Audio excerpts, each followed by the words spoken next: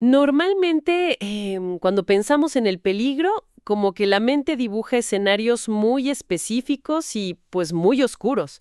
Claro, un callejón sin luz o algo así. Exacto. Una carretera desierta, un extraño con mirada amenazante cruzando la calle. O sea, existe esta idea colectiva de que el mal siempre viene con una advertencia visible. Sí, como si trajera un letrero luminoso avisando que debemos alejarnos. Ándale, tal cual. Y bueno, qué gusto compartir este espacio para explorar juntos cómo la realidad pues muchas veces destroza por completo esas ideas preconcebidas. Es que, mira, el cerebro busca esa previsibilidad como un mecanismo de defensa, ¿no? Queremos creer que el peligro hace ruido, Ajá. que tiene un aspecto diferente al resto de la comunidad. Y digo, asumir eso nos otorga una falsa sensación de control sobre el entorno. Totalmente. Pero al asomarnos a la realidad de la historia criminal, esa falsa seguridad se desmorona de golpe. Queda en evidencia que a veces el peligro absoluto no está escondido en un callejón oscuro. Sí, ¿no? A veces está regando las plantas en el jardín de la casa de al lado. Qué fuerte, pero es verdad. Y precisamente de eso va nuestro análisis a fondo de hoy. Así es. Y hoy tenemos sobre la mesa una pila de documentos fascinantes y a la vez muy crudos. Vamos a analizar la investigación plasmada en el libro El caníbal de Atizapán del periodista y abogado Javier Tejado Donde. Un trabajo súper detallado, por cierto. Muy detallado.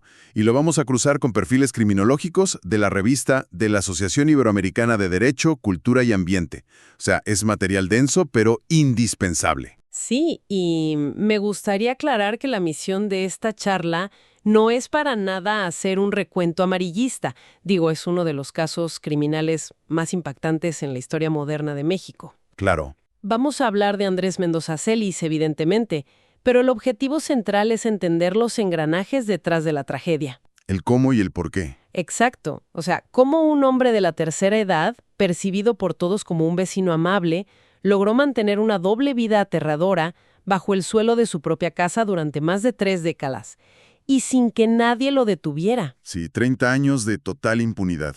Queremos desmenuzar qué pasaba por su mente y, bueno, cómo este evento terminó por exhibir las fracturas enormes de todo el sistema de justicia. Para entender esa mecánica, creo que el primer paso es analizar la fachada.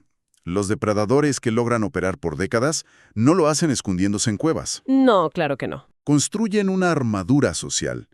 Andrés Mendoza nació en Oaxaca y llegó al Estado de México, a la colonia Lomas de San Miguel en Atizapán, ya hace varias décadas.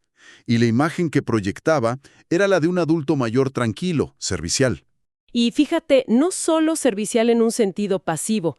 Los documentos detallan que llegó a ser presidente del Consejo de Participación Ciudadana de su colonia. Así es, una figura de autoridad vecinal. O sea, gestionaba programas sociales, ayudaba a mejorar el barrio, interactuaba con políticos locales. Pensando en una analogía, es como un virus informático que no intenta romper la puerta del sistema a la fuerza, sino que se disfraza de una actualización crítica del antivirus. Es una analogía muy precisa, la verdad. Al tomar el rol de líder comunitario, pues el sistema inmunológico del vecindario simplemente dejó de escanearlo como una amenaza. Totalmente. Utilizaba esa posición de liderazgo vecinal para acercarse a las mujeres. Ofrecía, pues, ayuda con programas sociales del gobierno, prometía apoyos económicos o simplemente se ganaba la confianza de la gente en los bares que frecuentaba en Tlanepantla. Ajá. El cargo vecinal era literalmente su herramienta de cacería. A ver, pausa aquí, porque entiendo perfectamente lo de la armadura social y el disfraz de buen vecino. Pero te juro, hay algo en los textos que me cuesta muchísimo procesar. ¿Qué parte? Estamos hablando de que en esa casa durante 30 años pasaban cosas atroces. Había disecciones, había humo de cosas que este hombre quemaba en su patio. O sea, me niego a creer que nadie haya notado un olor extraño. Es difícil de asimilar, sí. Que nadie haya escuchado nada en 3 décadas. ¿De verdad nadie vio nada sospechoso? Mira, la incredulidad es supernatural, pero la psicología social explica este fenómeno a través de algo llamado ceguera por inatención, sumado a un proceso de normalización extrema. Ceguera por inatención. Sí, o sea, si el cerebro de un vecino ve a un señor mayor, bajito, de aspecto inofensivo, que además consigue despensas para la comunidad, ese cerebro descarta cualquier señal de alerta. Ya veo. Si huele a quemado y sale humo de su patio, La conclusión automática es, don Andrés está quemando basura. La mente humana acomoda los datos anómalos para que encajen en la narrativa de lo cotidiano. Hace sentido. La mente rellena los huecos con la explicación, pues, menos perturbadora posible. Y supongo que a esto se suma otro dato que resaltan los perfiles criminológicos, que es su experiencia laboral. El oficio previo es fundamental. Trabajó muchos años como carnicero en un rastro municipal. ¡Wow! Y esto no es un detalle menor. Le proporcionó conocimientos anatómicos precisos. Sabía cómo operar con herramientas de corte, cómo separar tejidos, cómo minimizar el desorden biológico. ¡Qué impresión! Y lo más importante, cómo deshacerse de los restos de una manera sistemática que un aficionado jamás lograría. El rastro fue básicamente su escuela técnica. Esa eficiencia técnica le dio 30 años de sombra. Pero bueno, irónicamente, el exceso de confianza que genera operar tanto tiempo sin consecuencias suele ser el principio del fin. Exactamente. Los reportes indican que la impunidad constante lo volvió descuidado, y eso provocó la fractura que derrumbó toda su fachada. El quiebre ocurre cuando la narrativa cambia de foco hacia una de sus víctimas y sobre todo la respuesta de su entorno inmediato. Hablamos de Reina González Amador, una mujer de 34 años, madre de familia, que tenía un pequeño local de venta de celulares. Reina confiaba plenamente en Andrés. Sí, tenían una relación cercana. Él le ayudaba en el negocio, iba a sus reuniones familiares, interactuaban con total normalidad. Un día, acuerdan ir juntos al centro de la Ciudad de México para comprar mercancía para la tienda. Reina sale de su casa, pero nunca regresa. Y ese es el momento crítico donde entran en juego los protocolos estatales, o mejor dicho, la falta de ellos. Exacto. El esposo de Reina, Bruno Portillo, acude de inmediato a reportar la desaparición. Y es fundamental mencionar que Bruno no era un civil cualquiera. No, para nada. Era comandante de la Policía del Estado de México. Pero, aún con ese conocimiento del sistema, cuando intenta levantar la denuncia, se topa con un muro de burocracia absurdo. Le abren la famosa ficha Odisea. Vale la pena explicar qué es esa ficha a quienes nos escuchan, porque los textos de Tejado donde son, muy críticos al respecto. Bastante críticos. En teoría, el protocolo Odisea es un mecanismo del Estado de México creado para agilizar la búsqueda de personas, pero en la práctica se había convertido en un trámite administrativo. Puro papeleo. Sí, donde a las familias se les pedía esperar 24, 48 o hasta 72 horas antes de iniciar una búsqueda real. Argumentaban cosas como seguro se fue por ahí o hay que esperar a ver si vuelve sola. ¡Qué frustrante! Y los autores de los documentos destilan una frustración enorme al describir esta inacción. Exigen que se comprenda cómo ese periodo de espera de 72 horas es una ventaja letal que el Estado le regala a los criminales. Es tiempo perdido y recuperable. Pero bueno, Bruno, conociendo desde adentro cómo funciona la policía, se niega a esperar. Decide que si el Estado no va a buscar a su esposa, lo hará él mismo. Y la investigación que Bruno arma por su cuenta, o sea, en cuestión de horas, es un contraste devastador contra décadas de negligencia institucional. Rastrea la última ubicación del teléfono celular de Reina. Va a la zona, toca puertas y consigue acceso a cámaras de seguridad privadas de los vecinos. Ándale, hizo el trabajo de campo. Al revisar las grabaciones, reconstruye la ruta y confirma lo impensable. Reina entró a la casa de Andrés, el vecino amable, y jamás salió. Jamás salió. Al día siguiente, Bruno va directamente al domicilio, confronta a este hombre, fuerza la entrada y logra ingresar a la casa.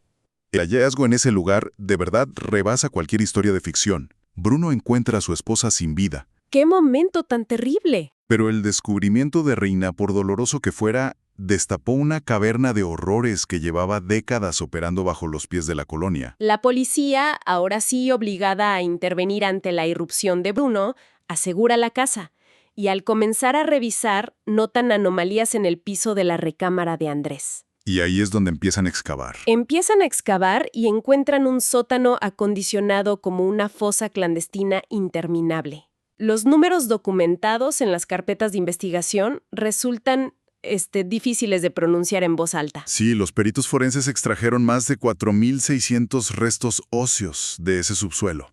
Y el reto científico que mencionan los análisis es monumental. Me imagino. Porque no es como encontrar esqueletos completos. O sea, es un rompecabezas fragmentado por la forma en que el victimario procesaba los cuerpos. Oye, y a mí me surge una duda sobre el proceso. ¿Cómo logran los peritos deducir cuántas víctimas hay a partir de una montaña de miles de fragmentos de hueso? Es un trabajo titánico. Porque suena a una tarea casi imposible sin años de pruebas de ADN. Mira, el proceso inicial se basa en la antropología forense y la lateralidad. Los expertos separan los fragmentos e identifican piezas específicas. Por ejemplo, el fémur izquierdo. Ajá. Si en toda esa mezcla de 4.600 fragmentos logran reconstruir 17 fémures izquierdos, la ciencia dicta que hay indiscutiblemente un mínimo de 17 personas distintas. Claro, porque nadie tiene dos fémures izquierdos. Exactamente. Y mediante esos análisis de repetición ósea, concluyeron que los restos pertenecían a al menos 17 mujeres, un niño y un hombre. Así es. Pero a ver, el sótano no solo guardaba restos. Los documentos describen un nivel de coleccionismo, pues, súper perturbador. Encontraron identificaciones oficiales, credenciales del INE de mujeres cuyas familias llevaban años pegando fotocopias en los postes. Sí, evidencias contundentes. Aparecieron las credenciales de Rubicela Gallegos, que era una repartidora por aplicación, y de Flor Ninive Vizcaíno, que trabajaba en un restaurante. Y además de las identificaciones, guardaba maquillaje, ropa y libretas de apuntes. Libretas con anotaciones, ¿verdad? Sí, que funcionaban como inventarios detallados de cada crimen. Anotaba pesos, fechas, nombres. Incluso encontraron cintas de cassette, porque grababa en video sus acciones. ¡Qué horror! Y, bueno, los reportes oficiales confirman prácticas de canibalismo. El propio agresor confesó durante las audiencias haber regalado carne a los vecinos de la colonia. Bajo el engaño de que era carne de cerdo o de jabalí que traía de Oaxaca, ¿no? Correcto. De verdad, la sangre se me hiela al leer esos testimonios. Al revisar todo esto, salta a la vista un choque brutal. Por un lado, tenemos un sistema de justicia completamente ciego. Ciego e ineficiente. Que durante 30 años archivó denuncias de mujeres desaparecidas en esa misma zona sin conectar los puntos. Y por el otro, la voluntad inquebrantable de un esposo que en 24 horas, y armado solo con su teléfono y su urgencia, desmanteló el misterio. Y fíjate, los autores del análisis criminológico enfatizan precisamente eso. El caso se resolvió por el amor de un familiar, no por la pericia del Estado. Totalmente. Ahora, una vez que queda claro el qué pasó y el cómo se descubrió, los perfiles de la AITCA nos empujan hacia la interrogante más compleja desde la psicología criminal. ¿El por qué? ¿El por qué? Y entender qué ocurre en el cerebro de alguien para mantener esa brutalidad sistemática durante décadas. Los textos de la revista criminológica lo abordan a través de un concepto llamado la teoría del autocontrol. Sí, es muy interesante. Según entiendo, no lo catalogan simplemente como una locura incomprensible, sino como un fallo en la regulación de los impulsos. Exacto. La teoría del autocontrol postula que el crimen ocurre cuando un individuo, ante una oportunidad, decide no inhibir sus impulsos. Busca una gratificación inmediata. Así es, ignorando las consecuencias a largo plazo. En el caso de Mendoza, los psiquiatras determinaron que tenía una base narcisista sumamente frágil. Buscaba validación en mujeres, pues, mucho más jóvenes que él. Ajá. Y cuando ellas lo rechazaban, ya fuera por su edad, su apariencia o falta de interés, ese rechazo no generaba tristeza, generaba una herida narcisista profunda que él decidía sanar mediante la venganza extrema. Pero creo que hay que hacer una distinción muy clara para no caer en el cliché de justificar sus actos por locura. O sea, estaba sufriendo de alucinaciones, perdía el contacto con la realidad al grado de no saber lo que hacía. En absoluto. Los peritajes psicológicos son tajantes, o sea, no había psicosis. Estaba plenamente consciente. Sus funciones cognitivas superiores estaban intactas. Tenía la capacidad de planear a detalle, de ejecutar con precisión y de limpiar la escena del crimen con una frialdad, pues, matemática. Sí. Sabía perfectamente que matar estaba mal, sabía que era ilegal y sabía que la sociedad lo condenaría. Simplemente decidió que su deseo de venganza y su ego importaban más que la vida de esas personas. Y eso me hace pensar en el famoso experimento de psicología infantil de la Universidad de Stanford, el test del malvavisco. Ah, claro, el de los dulces. Sí, donde sientan a un niño frente a un dulce y le dicen, mira, si logras aguantar 15 minutos sin comértelo, te doy 2. El objetivo es medir la tolerancia a la frustración y la capacidad de postergar una recompensa inmediata, que es una habilidad súper básica para poder vivir en sociedad sin agredirnos unos a otros. Sí, el control de impulsos es la piedra angular de la civilización, definitivamente. Pues al leer el perfil de este hombre, me parece que estamos viendo la versión más torcida de ese experimento, ¿En qué sentido? en que es un adulto que comprende las reglas, que opera funcionalmente en su vida diaria, pero que frente al rechazo elige conscientemente apagar esa regulación emocional. Sí, tal cual. Elige la gratificación inmediata de destruir a quien lo rechazó, sabiendo todo el daño moral y legal que conlleva. Y el grado de cinismo confirma esa decisión consciente. Durante sus audiencias ante el juez, cuando se le cuestionaba sobre los hechos, sus respuestas carecían de cualquier asomo de empatía. Sí, vi eso. Llegó a decir frases como, lo hecho, pues ya está, ni modo. Es la resignación pragmática de quien solo lamenta haber sido descubierto sin el menor remordimiento por el sufrimiento causado. Y esa ausencia de humanidad en un individuo nos obliga, como apuntan las fuentes, a voltear la mirada hacia el entorno macro. Al sistema. Porque un depredador así no opera en el vacío, ¿verdad? Opera en un ecosistema que se lo permite. Y los documentos analizados muestran cómo este caso generó, pues, un sismo en la sociedad mexicana. Las repercusiones fueron amplias, la verdad. El libro de Javier Tejado Donde, por ejemplo, no se publicó con fines de lucro amarillista. De hecho, todas sus regalías se destinan a la Fundación Origen para apoyar a mujeres que enfrentan violencia. Un dato muy importante. Sí, su propósito, al igual que el de la serie documental patrocinada por la Suprema Corte de Justicia de la Nación, es dejar un testimonio histórico innegable sobre la negligencia burocrática. Y los autores de estos trabajos dejan claro que su intención es evidenciar esa falla del Estado. Buscan que quede registro de cómo los ministerios públicos minimizaban sistemáticamente los reportes de mujeres desaparecidas. Minimización que costó vidas. Y a nivel legislativo, esta presión social se tradujo en la creación de la Ley Reina. Un cambio legislativo importantísimo. Esta ley busca reformar los protocolos de actuación para que la búsqueda de mujeres desaparecidas sea inmediata. Sin esas 72 horas. Exacto, eliminando esos letales periodos de espera. Y además, busca que los feminicidios cometidos por agresores seriales reciban sanciones mucho más severas, clasificándolos de manera distinta para evitar lagunas legales. Ahora, en cuanto a Mendoza, el sistema judicial finalmente admitió su fallo.